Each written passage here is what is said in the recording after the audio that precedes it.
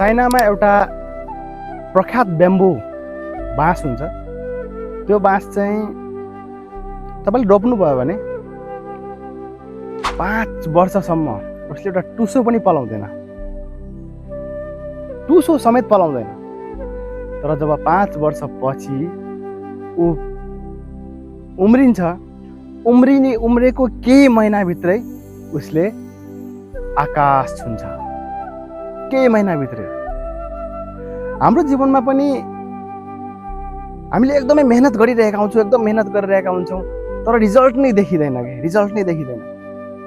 तपाईँले हेर्नुभयो होला, कोही स्टुडेन्टले चाहिँ 2 वर्ष 3 वर्ष 4 वर्षदेखि प्र्याक्टिस गरिरहेको हुन्छ, लोकसेवा लडिरहेको हुन्छ, तर उसको रिजल्ट कहीँ पनि देखिँदैन, नाम पनि निस्किँदैन, पास लिस्टमा पनि निस्किँदैन।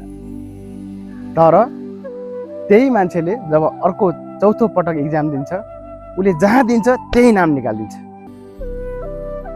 हो, यो ब्याम्बो र यो व्यक्तिको उस्ता उस्तै छ। हाम्रो लाइफमा पनि हामीले मेहनत गरिरहेका हुन्छौँ, रिजल्ट आउँदैन। तर जब रिजल्ट आउँछ सबजना चकित पर्छ।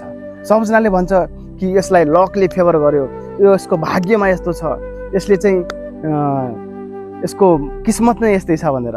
तर त्यो 5 वर्ष कसैले पनि देख्दैन जुन चाहिँ आँखाभरि आँसु लिएर मान्छे बसेको हुन्छ।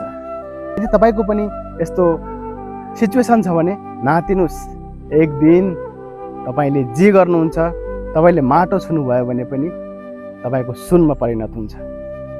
नमस्ते।